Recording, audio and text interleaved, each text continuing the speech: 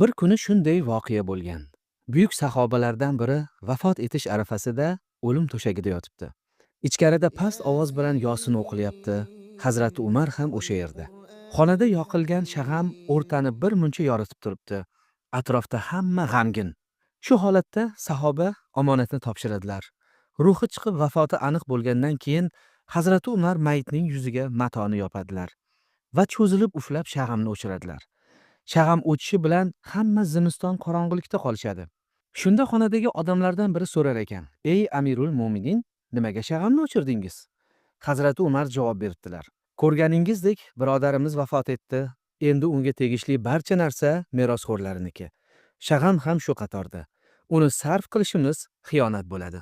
Agar yonida shag'ami bor kimsa uni yoqsa, janozani boshlar edik", debdi. Hozir ko'p ishxonalarda bu mijozning haqqi, bu ishchining haqqi, bu rahbarning haqqi, xiyonat qilsak javobi og'ir bo'ladi degan fikr kamayib ketgan. Xodimlar farosatini ko'tarmoqchi bo'lsangiz, in-kontrol jamoa o'yinlarini o'ynang. Takomillashishda bardavom bo'ling. Barcha biznesi borlarga tavsiya qilaman.